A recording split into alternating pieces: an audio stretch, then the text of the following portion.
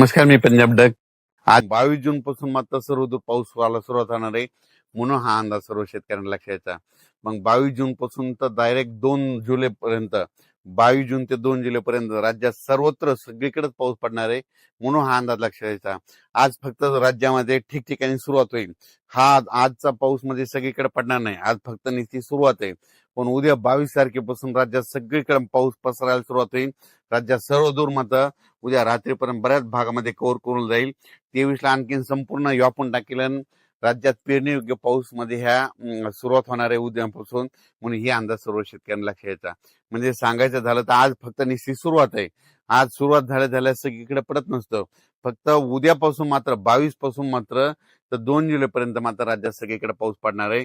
म्हणून शेतकऱ्यांना एक सांगू इच्छितो की पेरणी करत असताना जमिनीमध्ये ईदभर ओल गेली तरच पेरणीचा निर्णय घ्यावा, म्हणून हे देखील सर्व शेतकऱ्यांनी लक्षात घ्यायचं. काल देखील पाऊस म्हणजे ना त्र्यंबकेश्वर नाशिक त्या पट्ट्यामध्ये पाऊस झाला. त्याच्यानंतर सिन्नरकडे झाला, त्याच्यानंतर अहिल्यानगरकडं श्रीरामपूर पट्ट्यात झाला, त्याच्यानंतर मुंबईला देखील पडला, कोकणात देखील बऱ्याच ठिकाणी चालू होता. त्याच्यानंतर बीड जिल्ह्यात तुरळक काही ठिकाणी पडला.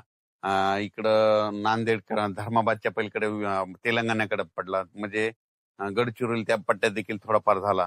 म्हणजे काल थोडी थोडी वाढला, आजपासून जरा जास्त प्रमाण वाढणार आहे. म्हणजे आजपासून म्हणजे सुरुवात जास्त आहे, पण उद्यापासून मात्र राज्यात सर्वत्र पाऊस येणार आहे, म्हणून हा अंदाज लक्षात यायचा आणि आपण आपल्या पेरणीचं नियोजन करायचं.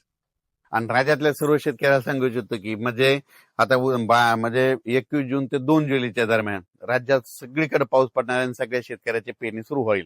पण परत शेतकऱ्यासाठी एक आनंदाची बातमी.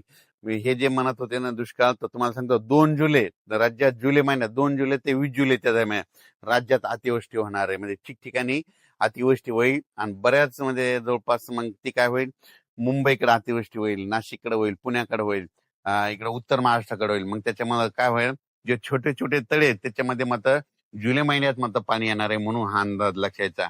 जायकवाडी देखील जायकवाडीचे जे लाभ क्षेत्राचे उत्सवाले ती सुद्धा आनंदाची बातमी.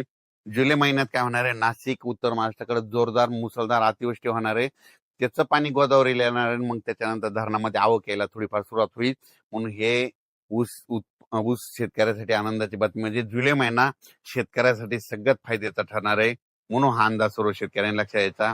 आजपासून राज्यात निश्चित पावसाला सुरुवात होणार आहे, पण 22 पासून राज्यात सगळीकडे पावसाला संपूर्ण महाराष्ट्रामध्ये पाऊस दाखल होईल.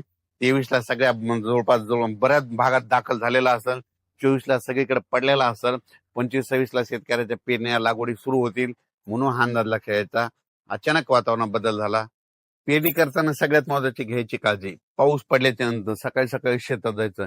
जर 4 बोट ओल असेल तर पेरायचं नाही, 6 बोट असेल तरी नाही पेरायचं. चांगली ईदभर ओल असेल तर तुम्ही पेरू शकता, कारण की राज्यामध्ये चांगला पेरणीयोग्य म्हणजे पाऊस पडणार आहे. काय होतं, पेरल्याच्या नंतर सरासरी पाऊस उघडत आहे, पण यावेळेस तसं होणार नाही. 22 जूनला सुरू होईल पाऊस, तर मग डायरेक्ट 2 जुलै पर्यंत दररोज एक दिवस इकडे एक दिवस इकडे असं सगळ्या भागात पडणार आहे. म्हणून यावर्षी आता हे शेवटच्या पेरणीचं देखील चांगलं पोषक वातावरण राहणार आहे, म्हणून पेरणीची देखील सगळ्यांनी तयारी ठेवा. धन्यवाद.